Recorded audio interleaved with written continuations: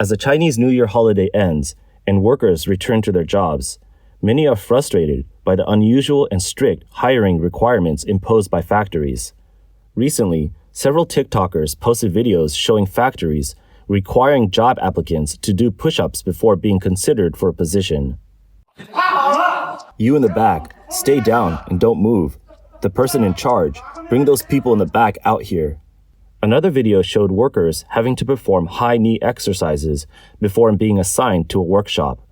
Some workers expressed frustration, saying it felt humiliating, as if they were being forced to accept their place with no resistance. Others suggested that the exercises were meant to ensure workers were physically capable of handling long shifts that could last over 10 hours, reducing the risk of sudden health issues. A separate video captured a restaurant worker awkwardly dancing for customers.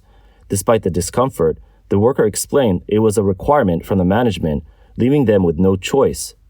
In response, some online comments criticized the growing trend of workers having to endure humiliation just to secure a job, questioning how much worse things could get.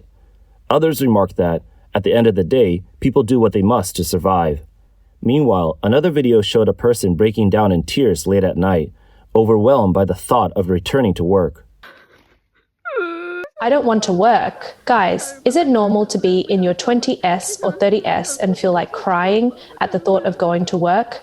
I really don't want to go. I have to be at the office by 9 a.m. tomorrow. Some who chose not to return to their jobs turned to temples instead. In one video, a woman was seen lighting incense at a temple. After finishing her prayers, she pulled out her phone and opened a QR code for receiving payments. She then waved incense smoke towards her phone as if hoping for financial blessings in the new year. Others were seen doing the same thing, holding up their payment apps after making offerings. Not everyone, however, had a place to return to. On February 8th in Shenzhen's Xinshu Xinkun district, the streets were lined with homeless individuals, often referred to as hanging-on masters. Some online comments suggested that the scenes like this would become more common. Others shared similar experiences, describing seeing homeless people sleeping under makeshift cardboard shelters near Longhua bus station, and even an elderly woman living under a pedestrian bridge. Experts say that while some of these behaviors may seem unusual, they highlight deeper issues in China, specifically the struggle for jobs and financial stability. These challenges are closely tied to the country's rising unemployment and sluggish economy. Recent job market data indicates that young people face increasingly difficult job prospects. According to MyMy's 2024 Workplace Survival Insights report, from 2021 to the first half of 2024, the supply-demand ratio for jobs increased from 0.32 to 1.97, more than a six-fold increase. In just 4 years, the market has shifted from having 3 job openings per person to having only 1 job available for every 2 applicants.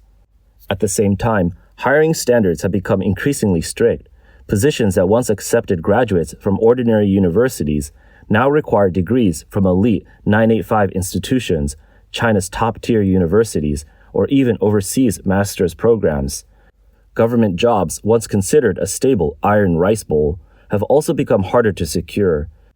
Between 2014 and 2025, the percentage of civil service positions open to associate degree holders dropped from 9% to just 0.13%.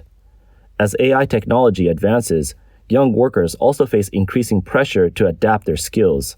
The future is becoming more uncertain, and academic achievements no longer guarantee financial security. The idea that education is useless is gaining traction. Many prospective students worry about choosing the wrong major and falling behind from the start, while others look for side hustles unrelated to their fields of study. Meanwhile, stories of college and graduate students working as food delivery drivers or security guards have become commonplace. One TikToker recently conducted a street interview and unexpectedly met a university graduate struggling with unemployment. The young man explained that it wasn't that he didn't want to work, he simply couldn't find a job. Haven't you been looking for a job? I have, but I haven't found one. What did you major in? Graphic design. I wanted to find something in my field, but I haven't had any luck. So now, I'm thinking of switching to a different industry. What's your plan now? Just seeing what's out there. Whatever job is available, as long as they're willing to hire me, I'll take it. The young man also said his biggest hobby was simply lying flat. If he ever wanted to buy something, he would decide based on whether he had the money at the time. With jobs becoming harder to find, many graduates are now paying for internship opportunities. According to reports from China's central news agency, job seekers in Guangzhou have even started advertising their resumes on billboards. One ad listed a candidate's education and work experience alongside a caption that read, "Finding a job is as hard as finding a partner. Scan the code and learn about my drifting life." The applicant's face was partially covered with the words, "Can't find a job, too ashamed to show my face." Mr. Xiang, who paid 1,000 yuan to display his resume on a billboard, said that on the first day, he received around 120 WeChat friend requests and had already interviewed with over 10 companies. He noted that this method was much faster than the traditional process of submitting applications and waiting for interviews. However, he did not mention whether he received any job offers. Another job seeker, a millennial, took a more humorous approach. His billboard resume featured the line, "I boldly advertise myself. Do you have the courage to hire me?" As China faces economic stagnation and rising unemployment, the government appears to have few solutions. A few months ago, Liang Yong'an, a professor in the Chinese department at Fudan University, even suggested that young people who have the means should rely on parental support for 3 years after graduation to explore the world. The suggestion immediately sparked widespread debate, but many did not agree with it. Some pointed out that those from rural areas do not even have the option of relying on their parents and would instead have to return home to work on farms. Others criticized the idea for shifting the burden of unemployment from the government to families, turning a societal issue into a household problem. While unemployment continues to impact young people, those who have secured jobs are not necessarily better off. Some have commented that while work is often seen as a source of dignity, it also strips away dignity more than anything else. A 2024 international survey found that among high school students in China, the United States, Japan, and South Korea, Chinese students were the most uncertain about their future careers. However, they were also the most willing to dedicate themselves to work. More than 60% of Chinese high school students said that they would commit over 60% of their energy to their jobs, compared to 53.3% in South Korea and just 32.4% and 31.6% in the United States and Japan, respectively. Under these conditions, overwork has become the norm. Data from the Organization for Economic Cooperation and Development and the International Labor Organization shows that in 2023, the average weekly working hours for employees in Chinese companies reached nearly 49 hours, 11% above the legal limit and the highest in 20 years. This also placed China at the top globally in terms of work hours. On February 7, a viral story about a 25-year-old female factory worker being fired quickly gained over 300 million views. The woman went viral for her extremely dark eye circles that look like bruises. The case raised concerns about extreme working conditions in factories. Some users commented, "She looks like a lifeless shell drained by the production line." Others wrote, "Factory work is the worst. Workers are treated like machines, working endlessly under the piece rate system. It's exhausting." In response, the company stated that the factory had no night shifts, only extended daytime shifts, and claimed that the worker, known as Ah Fang, had naturally dark eye circles unrelated to her job. However, many people remain skeptical, pointing out that the so-called extended daytime shift typically ranged from a minimum of 8 hours to a maximum of 16, with a standard shift lasting around 12 hours. Adding commute time and personal care, nearly every waking hour of the day was consumed by work. In other words, these dark eye circles were not the result of staying up late, but rather a badge of honor under a system of constant labor management. In this kind of schedule, even time for staying up late is carefully accounted for, making dark eye circles a part of company culture. To protest these conditions, on February 8th, a man posted a video opposing the 12-hour shift rotation system at a factory in Jiangsu. However, his video and profile picture were quickly removed by the platform, and his account was restricted from gaining followers. More workers have since come forward, posting videos to report the 12-hour rotating shift system and calling for stricter enforcement of labor laws. I'm a citizen of the People's Republic of China. My name is Xiaoyang, and I'm against the 12-hour rotating shifts in factories. Don't you think this kind of work schedule is way too long? Article 36 of China's labor law states that workers cannot work more than 8 hours a day and no more than 44 hours per week. Article 37 says that for workers paid by piece rate, employers must follow the rules set in Article 36 and determine wages fairly. Article 38 requires that workers get at least one rest day per week. That's why I oppose the system. What about you? As a citizen of the People's Republic of China, I call on the government to eliminate departments that do nothing to serve or benefit the people, especially the Labor Department. According to China's labor law, workers cannot work more than 8 hours a day or 44 hours a week. Yet many factories still force employees into 12-hour rotating shifts. This is inhumane. The traffic police can crack down on drunk driving, and city inspectors can check on businesses. So why isn't anyone looking into labor violations in factories? I demand a direct response from the relevant authorities. The struggling job market has placed a significant financial and personal stress on people. This was evident during the recently concluded Chinese New Year holiday. Traditionally, a time for celebration and family reunions, the Lunar New Year is now a growing source of pressure for many young people in China. As economic growth slows, the 2025 holiday season felt noticeably different. Many young Chinese have begun re-evaluating their holiday spending, cutting back on unnecessary expenses, and opting for a more practical and modest way to celebrate. A Voice of America report found that traditional New Year expenses, such as red envelopes, gifts, and long-distance travel, have all been impacted by financial concerns, signaling a broader trend of downgraded consumption. Experts say this shift reflects not just economic challenges, but also deeper changes in societal attitudes and values. One social media user wrote, "The economic downturn isn't just reflected in my paycheck. My boss used to give out thick stacks of red envelopes, then just a few bills, and this year, nothing at all." Another commented, "Lunar New Year is coming, but it doesn't feel the same anymore. It was originally tied to the lunar calendar, but when I talk to friends, we all feel like it no longer fits with modern life. It just disrupts our usual routine. Other than getting a couple of days off and spending time with family, there's not much to enjoy anymore. Visiting relatives has started to feel like a burden. With the economy struggling this year, hopefully people can just celebrate in whatever way feels right for them." In response to financial pressures, some regions in China have begun promoting a more frugal approach to celebrating the new year.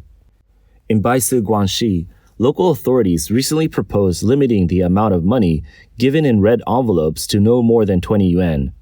They also encourage younger family members to give their elders symbolic or sentimental gifts instead of large cash offerings, emphasizing the traditional of giving blessings rather than material wealth.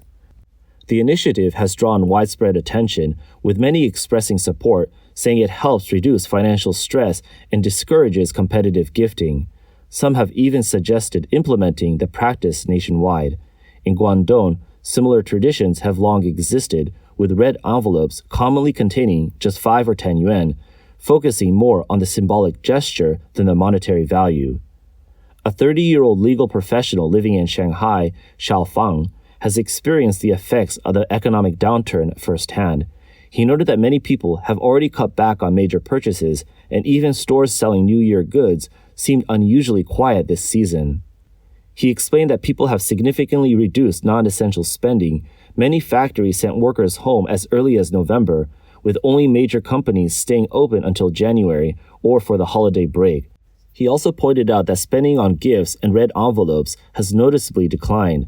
When discussing overall consumer trends, he observed that many in his generation are less enthusiastic about traditional New Year celebrations, preferring to travel instead. To avoid crowds, some even start their trips before the holiday rush. 39-year-old Xiao Yue, who works for a government agency in Dalian, is married with one child. Since she doesn't need to support her parents, her household's financial burden is relatively low. However, as the Lunar New Year approaches, she admitted that the economic downturn was still having an impact.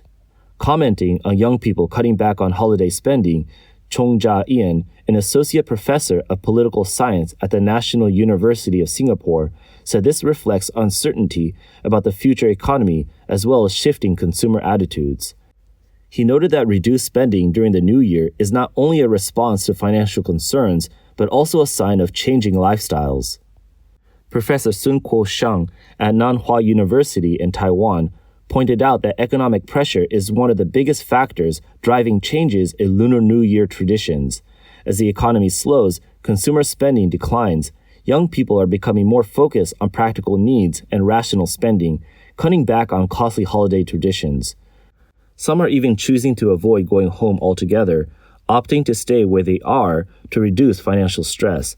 He explained that traditional New Year activities, such as buying festive goods, visiting relatives, and giving red envelopes, are being simplified or even skipped altogether due to their high costs and the emotional burden they create. Beyond financial concerns, modern lifestyles are also reshaping how the holiday is celebrated.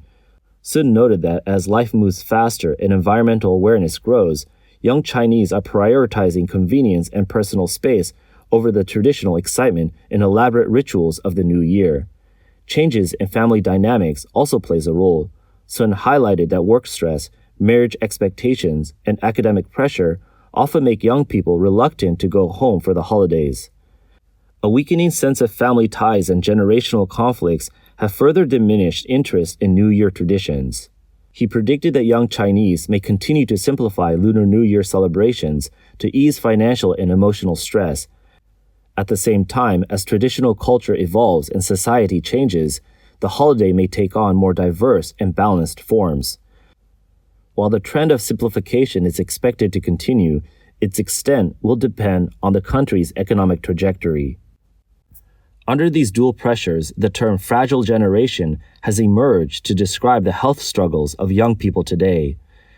Physical fitness scores among Chinese students have declined year after year, while skin problems, emotional distress, and sleep disorders are common among college students. Hair loss is also appearing at a younger age. A survey by Nandu Polling Center found that 83.5% of Gen Z respondents are highly concerned about hair loss, with 73.4% saying they feel uncomfortable when others comment on their thinning hair. This issue is especially sensitive among those in their 30s. With high unemployment and intense job competition, some young people are turning to passive attitudes like lying flat or giving up.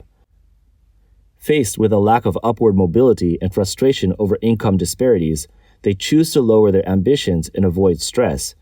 While this can be a form of self-preservation, experts warn that it could also weaken social innovation and economic vitality. Increased internet access has also made people more aware of issues like social class rigidity and economic decline. As a result, many are consciously choosing low-risk lifestyles, avoiding challenges altogether.